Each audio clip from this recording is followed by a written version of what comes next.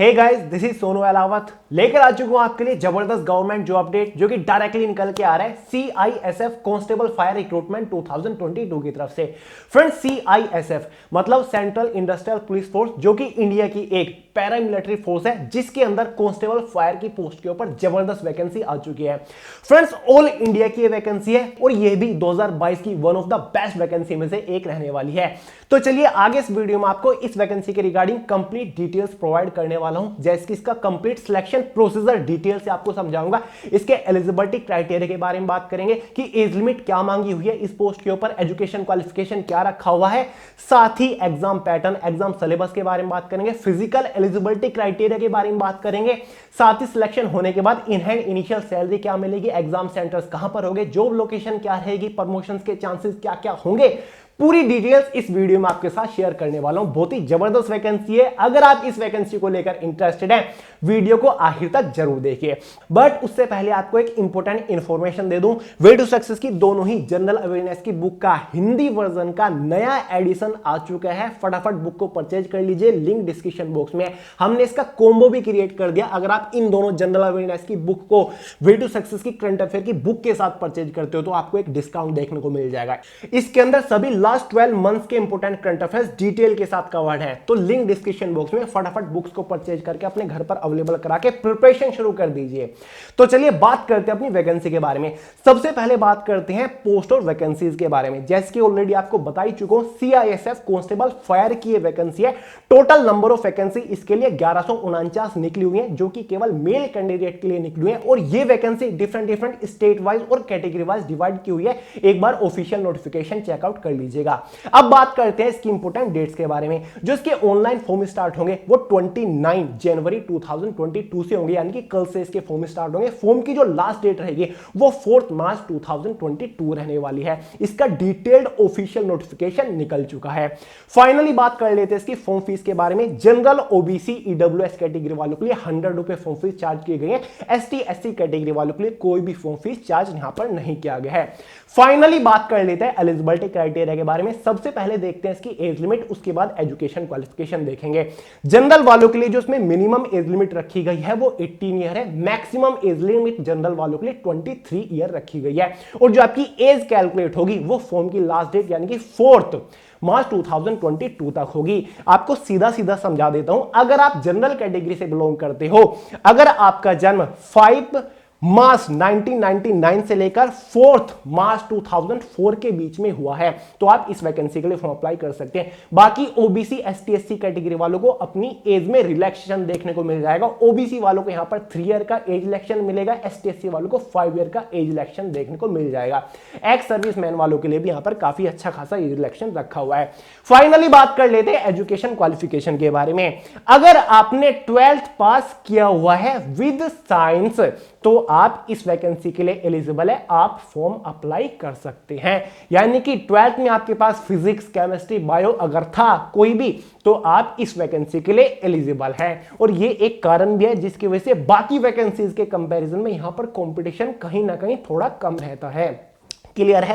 12th यहां पर आपने फॉर्म की लास्ट डेट से पहले क्वालिफाई कर ली हो। ठीक है, फाइनली बात करते हैं भाई इसके सिलेक्शन प्रोसीजर के बारे में। यानी कि जब आप इस वैकेंसी के लिए फॉर्म अप्लाई कर दोगे तो फाइनल सिलेक्शन लेने तक, यानी कि ज्वाइनिंग लेने तक आपको किस किस स्टेज से होकर गुजरना पड़ेगा। बेसिकली इसका complete selection procedure 3 major stages के ऊपर टिका हुआ है, जिसमें से फर्स्ट स्टेज में आपका PET यानी कि फिजिकल इफिशिएंसी टेस्ट, जिसमें आपकी रनिंग वगैरह होगी। उसी दिन आपका PST फिजिकल स्टैंडर्ड टेस्ट, जिसमें आपकी हाइट, वेट, चेस्ट मेजर होती है। उसी दिन आपका DV यानी कि डॉक्यूमेंट वेरिफिकेशन होता है। डिटेल से आपको बताऊंगा क्या क्या फिजिकल है, क्या क्या डॉक्यूमेंट आपको लेकर जाने हैं, आगे देखते रहिए।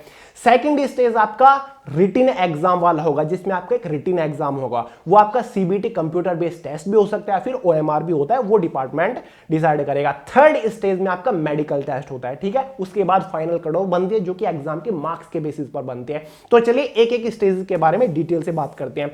सबसे पहले आपका होगा PET, PST और साथ ही डॉक्यूमेंट वेरिफिकेशन। ठीक है, तो भाई सबसे पहले जो आपका होगा PET फिजिकल इफिशिएंसी टेस्ट होगा, जिसमें आपकी रनिंग होगी। रनिंग इसमें जो है वो 5 किलोमीटर की है, जो कि आपको 24 मिनट के अंदर कंप्लीट करनी होती है। ये केवल क्वालिफाइंग नेचर है, इसके लिए आपको कोई भी मार्क वगैरह नहीं दिया जाएगा। जैसे ही आप पीईटी यानी कि रनिंग क्वालिफाई कर लेते हो, उसके तुरंत बाद आपका पीएसटी यानी कि फिजिकल स्टैंडर्ड टेस्ट होगा, जिसमें आपकी हाइट, वेट और चेस्ट मेजर होगी, ठीक है। जिसमें सबसे पहले आपकी हाइट मेजर होगी, जो कि general, OBC, SC ST category वालों के लिए 170 सेंटीमीटर मांगी गई है। चेस्ट वहीं पर आपकी मिनिमम जो मांगी गई है वो 80 सेंटीमीटर मांगी गई है, और विद एक्सपेंशन यानी कि 5 सेंटीमीटर का आपको मिनिमम फुलाव भी देना होगा, जिसके बाद आपकी मैक्सिमम चेस्ट 85 सेंटीमीटर हो जानी चाहिए। अब यहां पर कुछ लोगों के लिए हाइट में और चेस्ट में रिजर्वेशन यानी कि रिलैक्सेशन भी रखा हुआ है। जो लोग हिल एरियाज से बिलोंग करते हैं, या फिर जो लोग नक्सल अफेक्टेड एरियाज या फिर डिस्ट्रिक्ट से बिलोंग करते हैं, या फिर गोरखास जो हैं, उनके लिए यहां पर रिलैक्सेशन रखा हुआ है। डिटेल ऑफिशियल नोटिफिकेशन चेक करिएगा और देखिएगा क्या आप रिलैक्सेशन वाली कैटेगरी में आते हो या फिर नहीं है, ठीक है। अब आपका हो गया पीएसटी। पीएसटी में आपका वेट भी होगा, वेट आपकी हाइट के अकॉर्डिंग मेजर होता है। ये भी केवल क्वालिफाइंग नेचर है, इसके लिए आपको कोई मार्क नहीं दिया जाएगा। इसी दिन आपका डॉक्यूमेंट वेरिफिकेशन भी होगा, जहां पर आपको अपने सभी ओरिजिनल डॉक्यूमेंट वेरीफाई कराने होते हैं। मतलब अगर आपने कोई रिलैक्सेशन वगैरह ले रखा है, आप ओबीसी एसटी एससी कैटेगरी से बिलोंग करते हो, तो आपको अपना कास्ट सर्टिफिकेट भी दिखाना होता है। साथ ही आपको अपनी 12th की मार्कशीट दिखानी होगी, 10th का भी आपको पासिंग सर्टिफिकेट यानी कि मार्कशीट दिखानी होता है। साथ ही आपको अपना ओरिजिनल आईडी प्रूफ दिखाना होता है। सभी डॉक्यूमेंट्स की आपको फोटोकॉपी भी सबमिट करनी होती है डिपार्टमेंट के अंदर, ठीक है। तो ये आपका डॉक्यूमेंट वेरिफिकेशन होता है। तो पूरा आपका पीएसटी पीटी डीवी डॉक्यूमेंट आपका डॉक्यूमेंट वेरिफिकेशन केवल क्वालिफाइंग नेचर होगा, इसके लिए कोई मार्क प्रोवाइड नहीं किया जाएगा। जैसे ही आप इसको क्वालिफाई कर ले तो उसके बाद आपको कुछ दिन बाद एडमिट कार्ड प्रोवाइड होगा, जो कि रिटन एग्जाम का रहेगा, यानी कि आपका रिटन एग्जाम होगा। रिटन एग्जाम आपको ओएमआर बेस्ड भी हो सकता है, रिटन एग्जाम आपका सीबीटी कंप्यूटर बेस्ड टेस्ट यानी कि ऑनलाइन भी हो सकता है। ये फाइनली डिपार्टमेंट डिसाइड करेगा। वैसे ज्यादा चांसेस है कि आपका ऑफलाइन ही एग्जाम होगा। जो आपका एग्जाम है वो 4 डिफरेंट सेक्शंस के अंदर डिवाइड किया हुआ है, यानी कि 4 पार्ट में डिवाइड किया हुआ है, यानी कि 4 सब्जेक्ट से आपके एग्जाम में क्वेश्चन पूछे जाएंगे, जिसमें से फर्स्ट सब्जेक्ट हमारा रहेगा जनरल इंटेलिजेंस एंड रीजनिंग। इससे टोटल 25 क्वेश्चन आएंगे। सेकंड सेक्शन आपका जनरल नॉलेज साथ ही जनरल अवेयरनेस रहेगा, इससे भी टोटल 25 क्वेश्चन आएंगे। थर्ड सेक्शन एलिमेंट्री मैथमेटिक्स, जिसमें आपका क्वांटिटेटिव एप्टीट्यूड भी आने वाला है, इससे भी टोटल 25 क्वेश्चन रहेंगे। साथ ही आपका एक सेक्शन होगा हिंदी या फिर इंग्लिश, इससे 25 क्वेश्चन आएंगे। या तो आप हिंदी के 25 क्वेश्चन सोल्व कर लो, या फिर आप इंग्लिश के 25 क्वेश्चन सोल्व कर लो, वो आपके ऊपर डिपेंड करता है, ठीक है। एग्जाम में आपके टोटल 100 क्वेश्चन होंगे, साथ ही 100 मार्क्स का आपका एग्जाम हो जाएगा, क्योंकि एक क्वेश्चन के लिए आपको एक ही मार्क प्रोवाइड किया जा रहा है। क्वेश्चन पेपर की जो टाइम ड्यूरेशन रहेगी वो 120 मिनट रहने वाली है, यानी कि 2 घंटा रहने वाली है। तो ये एक बेनिफिशियल पॉइंट ही है, क्योंकि 100 क्वेश्चन आप 2 घंटे के अंदर बहुत आराम से सोल्व कर लोगे। एग्जाम बहुत ही बेसिक लेवल का रहता है, यानी कि बहुत आसानी से आप क्वेश्चन को सोल्व कर सकते हो। एग्जाम में कोई भी नेगेटिव मार्किंग नहीं है, तो ये भी एक प्लस पॉइंट हो जाता है। एग्जाम आपका बाइलैंग्वेज रहेगा, यानी कि हिंदी और इंग्लिश दोनों ही लैंग्वेज में आपका एग्जाम होने वाला है। क्लियर है? तो ये इसका एग्जाम पैटर्न है। एग्जाम होने के बाद एक इनिशियल क्वालिफाइंग कट ऑफ बनेगी, जो कि डिसाइड करेगी कि आप थर्ड स्टेज में एंटर कर रहे हो या फिर नहीं, यानी कि जो कि आपको मेडिकल के लिए क्वालिफाई करेगी, ठीक है। ये एक कट ऑफ होगी, ठीक है। इनिशियल कट ऑफ भी काफी कम कट ऑफ लगती है, ठीक है। उसके बाद आप मेडिकल में चले जाओगे। मेडिकल इसका काफी अच्छा खासा होता है, जो कि पैरामिलिट्री फोर्सेस का होता है। मेडिकल की पूरी डिटेल इसके ऑफिशियल नोटिफिकेशन में दे रखी है। देखिए ये सभी चीजें इसमें होती है। अगर आपके हाथ पे टैटू वगैरह बना रखा है तो ये पॉइंट बन जाता है मेडिकल में, इसकी वजह से आप डिस्क्वालीफाई हो सकते हो। तो आपको अपना हाथ से टैटू वगैरह सब कुछ रिमूव कराना होता है। आई साइट में भी यहाँ पर इश्यूज होते हैं, तो आपको ऑफिशियल नोटिफिकेशन चेक करना पड़ेगा कि भाई क्या क्या चीजें चल जाएंगी मेडिकल में, किस तरीके से होता है। बाकी अगर बहुत सारे लोगों की डिमांड आती है तो मैं एक प्रॉपर डिटेल वीडियो मेडिकल के ऊपर लेकर आ जाऊंगा, जहां पर आपके सभी डाउट क्लियर कर दूंगा कि भाई क्या क्या मेडिकल में होता है। क्लियर है? मेडिकल केवल क्वालिफाइंग नेचर है, इसके लिए आपको कोई मार्क नहीं प्रोवाइड किया जाता। मेडिकल टेस्ट होने के बाद बारी आती है फाइनल सिलेक्शन की, यानी कि फाइनल कट ऑफ की, फाइनल मेरिट की, जो कि डिसाइड करेगी कि आपका सीआईएसएफ कांस्टेबल फायर की पोस्ट के ऊपर सिलेक्शन हुआ है कि नहीं। फाइनल जो कट ऑफ बनेगी वो केवल एग्जाम के मार्क्स के बेसिस पर बनेगी। एग्जाम कितने मार्क्स का था? 100 मार्क्स का था। 100 मार्क्स में से फाइनल कट ऑफ बनेगी। 100 में से अगर आप उस कट ऑफ को क्वालिफाई कर लेते हो तो फाइनली सीआईएसएफ कांस्टेबल की पोस्ट के ऊपर आपका सिलेक्शन हो जाएगा। क्लियर है? तो ये इसका पूरा सिलेक्शन प्रोसीजर होता है। अब एक बार बात कर लेते हैं कि आपका एग्जाम फिजिकल वगैरह कहां कहां पर हो सकते हैं। ऑल इंडिया की वैकेंसी है, तो ऑल इंडिया के अंदर आपको एग्जाम सेंटर्स, फिजिकल सेंटर देखने को मिल जाएंगे। फिजिकल आपका कहां पर होगा? ऑल इंडिया के अंदर डिफरेंट स्टेट्स के अंदर सीआईएसएफ के आपको कैंप मिलेंगे, यानी कि सीआईएसएफ के सेंटर होते हैं, ठीक है। ग्रुप सेंटर बोलते हैं, सीआईएसएफ ग्रुप सेंटर, जैसे कि यूपी का अपना है, बिहार में भी होगा, मध्य प्रदेश के अंदर भी है, ठीक है। सीआईएसएफ ग्रुप सेंटर है, तो वहीं पर उन्हीं ग्रुप सेंटर के ऊपर आपका फिजिकल होगा, आपकी पीईटी वगैरह सब कुछ होता है, वहीं पर डॉक्यूमेंट वेरिफिकेशन होगा, ठीक है।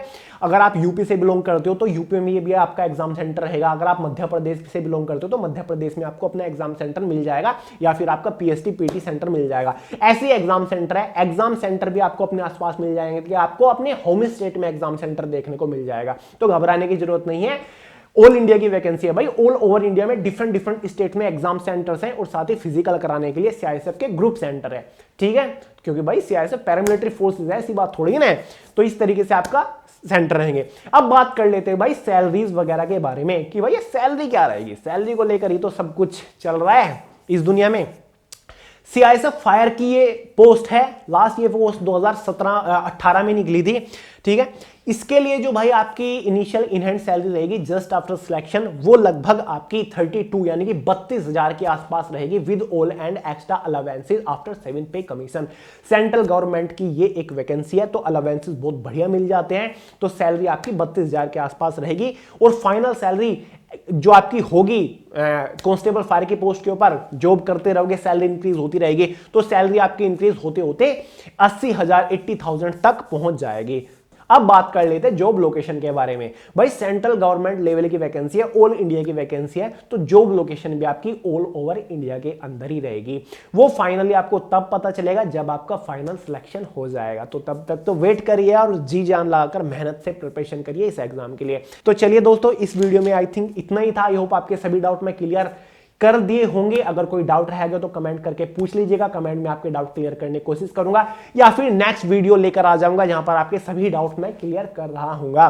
तो चलिए, बुक्स के बारे में बता चुका हूं, फटाफट बुक्स को परचेज कर लीजिए, क्योंकि बहुत सारे लोग इंटरेस्टेड हो रहे हैं बुक परचेज करने में, और आउट ऑफ स्टॉक हो जाती है फटाक से फ्लिपकार्ट के ऊपर। तो ज्यादा टाइम नहीं है, बुक को परचेज करके प्रिपरेशन शुरू कर दीजिए यार। जनरल अवेयरनेस के 25 क्वेश्चन आ रहे हैं, ठीक है, तो रिस्क मत लीजिए। तो चलिए दोस्तों, बाकी यार अपना दी करंट अफेयर शो चैनल के ऊपर चलता है एवरी संडे शाम 5 बजे, फॉलो करते रहिए, क्योंकि करंट अफेयर के क्वेश्चन भी आएंगे। और हाँ फ्रेंड्स, जब तक इस वैकेंसी का एग्जाम नहीं हो जाता, बहुत सारी वीडियोस आपके लिए लेकर आने वाला हूं, आपके ऐसे ही डाउट क्लियर करता रहूंगा, किस तरीके से प्रिपरेशन करें, क्या क्या पढ़ें, फिजिकल में क्या क्या होगा, मेडिकल में क्या क्या होगा, पूरी स्ट्रेटजी वगैरह टाइम टेबल आपके लिए लेकर आता रहूंगा, क्योंकि इसमें आपका सिलेक्शन इस बार दिलाना है। तो चैनल के ऊपर बने रहिएगा, डेली वीडियोस को फॉलो करते रहिएगा। तो चलिए दोस्तों, इस वीडियो में इतना ही था। पसंद आई हो लाइक करेगा, दोस्तों के साथ शेयर कर दीजिए फटाक से वीडियो को, और चैनल को सब्सक्राइब करना तो आप भूलोगे नहीं। अपना एक टेलीग्राम ग्रुप भी है, जिसमें मैं आपको अपडेट्स वगैरह नोट्स वगैरह प्रोवाइड करता रहता हूं, वे टू सक्सेस के नाम से टेलीग्राम के ऊपर सर्च कर लीजिएगा। मिलते हैं यार अगली वीडियो में बहुत जल्द, तब तक के लिए जय हिंद।